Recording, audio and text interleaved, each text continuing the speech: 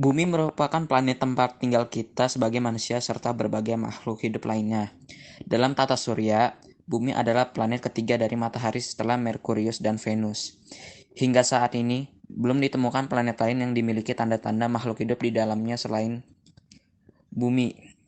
Tapi, pernahkah kalian berpikir tentang teori pembentukan Bumi? Seperti alam semesta, tentunya tata surya dan Bumi memiliki awal mula pembentukannya. Karena hal tersebut tidak dapat diamati atau diuji lewat eksperimen, para ilmuwan mengemukakan teori mengenai pembentukan bumi saat ini. Terdapat sebanyak 5 teori pembentukan bumi yang umum dikenal. Apa saja? Teori pasang surut gas pertama kali dikenalkan oleh James Jeans dan Harlow Jeffreys pada tahun 1918. Menurut mereka, sebuah bintang besar mendekati matahari dalam jarak dekat dan menyebabkan terjadinya pasang surut pada tubuh matahari yang saat itu masih berupa gas. Saat bintang tersebut mendekat, akan terbentuk gelombang raksasa pada tubuh matahari yang disebabkan oleh gaya tarik bintang. Gelombang tersebut mencapai ketinggian yang luar biasa dan menjauh dari inti matahari menuju bintang tersebut. Gelombang yang membentuk lidah pijar akan mengalami perapatan gas hingga terpecah menjadi planet-planet. Teori ledakan besar atau Big Bang mungkin menjadi salah satu yang paling terkenal. Teori ini menyebutkan bahwa bumi terbentuk selama puluhan miliar tahun. Mulanya, terdapat gumpalan kabut raksasa yang berputar pada porosnya. Putaran tersebut menyebabkan bagian-bagian kecil dan ringan dari kabut terlempar keluar dan berkumpul membentuk cakram raksasa. Di satu waktu, gumpalan kabut raksasa itu meledak membentuk galaksi dan nebula-nebula. Selama kurang lebih 4,6 miliar tahun, nebula-nebula tersebut membeku dan membentuk galaksi Bima Sakti yang di dalamnya terdapat tata surya. Bagian ringan yang terlempar keluar di awal mengalami kondensasi hingga membentuk gumpalan yang mendingin dan memadat menjadi planet-planet, termasuk bumi. Teori pembentukan bumi yang selanjutnya dinamakan dengan teori kabut nebula.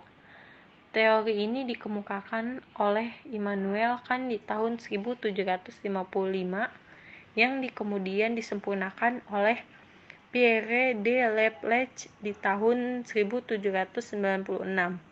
Karena itu, teori ini juga sering dikenal sebagai teori kabut Kant-Laplace. Teori ini menyebutkan bahwa di alam semesta terdapat gas yang berkumpul menjadi kabut nebula.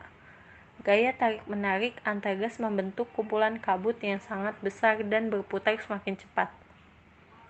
Proses perputaran ini mengakibatkan materi kabut di bagian khatulistiwa terlempar dan berpisah, kemudian memadat karena pendingin. Teori planetesimal. Di awal abad ke-20, seorang ahli astronomi Amerika Forrest Ray Moulton beserta ahli geologi Thomas C. Chamberlain mengemukakan teori planetesimal. Teori ini menyebutkan bahwa matahari tersusun dari gas yang bermassa besar. Pada suatu titik, bintang lain yang berukuran hampir sama melintas dekat dengan matahari sehingga hampir menjadi tabrakan. Akibatnya, gas dan materi ringan di bagian tepi matahari dan bintang tersebut menjadi tertarik. Materi yang terlempar mulai menyusut dan membentuk gumpalan-gumpalan yang dinamakan dengan planetesimal. Planetesimal tersebut mendingin dan memadat hingga akhirnya menjadi planet-planet yang mengelilingi matahari. Teori pembentukan bumi yang terakhir dikenal dengan sebutan teori bintang kembar. Teori ini dicetuskan oleh ahli astronomi Raymond Arthur Lyttelton. Menurutnya, galaksi merupakan kombinasi dari bintang kembar. Salah satu bintang tersebut meledak dan menyebabkan banyak material yang terlempar. Karena bintang yang tidak meledak memiliki gaya gravitasi yang kuat, sebaran pecahan ledakan bintang lainnya mengelilingi bintang tersebut. Bintang yang tidak meledak kemudian dikenal dengan matahari, sementara pecah-pecahannya adalah planet yang mengelilinginya.